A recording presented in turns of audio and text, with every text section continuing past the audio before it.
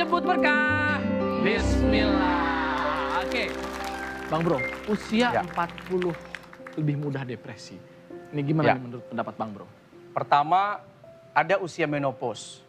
Yang kalau Quran menyebut menopause itu perempuan yang tidak lagi punya hasrat menikah. Kalau menikah saja tidak punya hasrat, apalagi hasrat kawin. Malu-malu ya kalau kawin. Yang dikhawatirkan suaminya masih nyeruduk.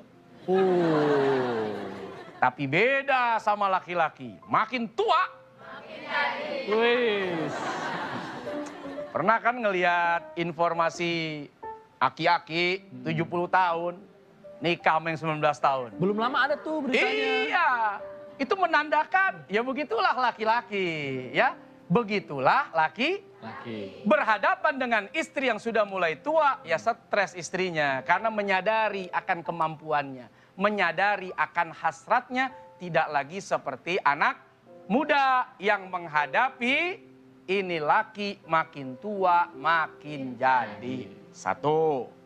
Yang kedua, laki-laki mana sih yang gak demen sama perempuan yang glowing, cantik? Masya Allah.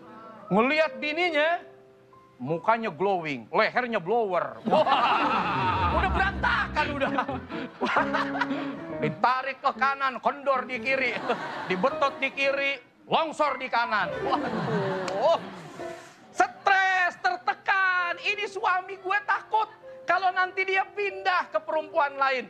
Takut kalau nanti dia pindah ke perempuan yang lebih muda. Kenapa? Karena dihantui rasa takut akan masa tua. Beda sama laki-laki. Makin tua makin dicari. Apalagi perempuan-perempuan muda. Ngelihat laki tua kaya, makin dicari. Sugar daddy. Sugar daddy. Bukan soal sugar daddy-nya, Temi. Tinggal nunggu waktu. Gua tungguin. Yang begini paling 20 hari. Itu laki-laki, beda. Wajar kalau kemudian istri yang masuk usia 40, apalagi lebih, dia khawatir. Depresi, stres. Karena tidak lagi muda, kulitnya mulai kendur, keriput mulai tampak. Makanya bisnis yang paling menjanjikan itu bisnis kosmetik. Sebab semakin tua, semakin tebal dandanannya. Glowing aja ya. Iya, coba lihat nih dandanan anak muda sama dandanan nenek beda. Merahnya lain. Ya Nek ya. Makin tua, makin tebel. Itu bisnis yang paling menjanjikan. Anak muda pakai, remaja pakai, apalagi ngejualin ke nenek-nenek. Wow, laku. Makanya Nabi memberikan informasi, semua penyakit ada obatnya. Kecuali tua dan mati. Itu dua yang itu nggak ada obatnya. Jadi kalau ibu nggak pengen tua, mati muda. Tapi udah terlanjur tua ini. Nggak mungkin mati muda. Jadi ibu-ibu jangan stres ya Bu ya. Jangan depresi ya. Ini garis hidup yang sudah ditentukan. Tinggal akhlak ibu yang harus senantiasa dipersembahkan kepada suami. Sehingga suami tidak ingin berpaling dari ibu, dari istri. Yang semakin hari semakin tua, semakin cinta, semakin sayang, semakin menjaga dan melayani suaminya dengan sepenuh hati dan jiwa. Amin. Tepuk tangan ya Bapak Ibu. Oke. Yang mau bertanya boleh, itu artinya kita masuk ke Bang Bro. Kepo deh. Assalamualaikum warahmatullahi wabarakatuh. Waalaikumsalam. Warahmatullahi wabarakatuh. Perkenalkan, nama saya Hayuni Ningsih dari Majelis Taklim Jami Al-Ihtida Desa Ciasmara, Kabupaten Bogor. Bang Bro. Kepo deh. Kepo apa Bu? Saya mau bertanya, setiap kita berdoa itu kan selalu ingin usia kita itu barokah. Nah, yang namanya usia barokah itu apa sih? Sekian dan terima kasih. Wassalamualaikum warahmatullahi wabarakatuh. Waalaikumsalam. Usia barokah, Bang Bro. Wa umron tawilan mubarakan. Minta umur yang panjang. Berkah. Apa itu usia yang berkah? Berkah itu ziyadatul khair. Setiap detik, setiap saat, setiap waktu kebaikannya selalu bertambah. Kebaikannya selalu diusahakan lebih sempurna. Amal ibadahnya semakin bagus, akhlaknya semakin diperbaiki.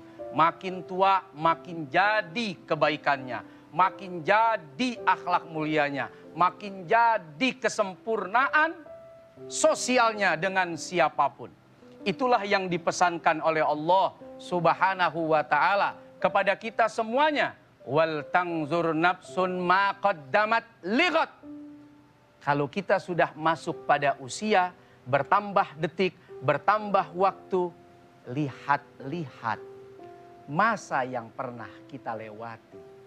Adakah kebaikan di dalamnya? Atau justru lebih banyak kekurangan dan kesalahan? Kalau sadar kebaikan lebih banyak, minimal pertahankan. Kalau bisa ditambahkan. Tapi kalau kita melihat masa lalu kita lebih banyak kekurangan, kesalahan dan dosa, maka di waktu yang baru ini, di usia yang masih ada ini, maka perbaiki kesalahan itu. Sempurnakan kekurangan itu dengan kebaikan-kebaikan yang lebih lagi. Begitulah pesan agama, begitulah pesan Allah kepada kita semua tentang keberkahan. Tadi Kalau dibilang gitu tadi ya? usia balik, orang bisa saja dapat keberkahan hidup. Keberkahan untuk bisa menjadi manfaat. Imam Syafi'i itu usia 15 tahun sudah jadi mufti. 15 tahun. 15 tahun jadi mufti yang memberikan fatwa, yang belajar ulama-ulama besar. Kita 15 tahun jadi apa kemarin ya? Jadi nggak harus menuju antara aja lah gue baru usia segini ntar 40, 50 baru. Ya siapa yang tahu kita bakal sampai ke usia itu. Maka persiapkan masa-masa itu untuk apa? Beramal soleh, beramal baik, menjaga kesehatan. Jangan lagi makan apa yang dulu pernah kita makan secara sembarang. Sekarang ini nggak boleh, itu nggak boleh, ya kan? Sekarang udah mulai dijaga. Ibu makannya apa? Makan nasi putih aja ya. Gitu. Sehat mah kagak ya. Kelaparan dia. Kalau kagak nampak, nasi putih doang.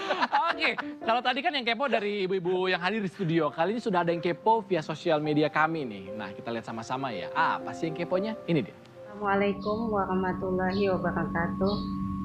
Bang Bro kepo deh, zaman sekarang kan teknologi makin canggihnya kayak main TikTok gitu. Boleh nggak sih kalau saya ngikutin zaman kayak anak-anak muda zaman sekarang biar tetap eksis gitu? Makasih. Itu artinya mengikuti perkembangan zaman nih Bang Bro nih. Boleh Iya. sih sebetulnya? Mengikuti perkembangan zaman memang harus. Kita kalau tidak bisa mengikuti perkembangan zaman, maka kita akan dimakan oleh zaman. Al-waktu kasayf. Waktu itu bagaikan pedang, kata Imam Syafi'i. Kalau kita tidak bisa memanfaatkan waktu, maka waktu itu akan memotong kamu. Oke. Bagian pedang, terpotong kita. Termakan oleh zaman.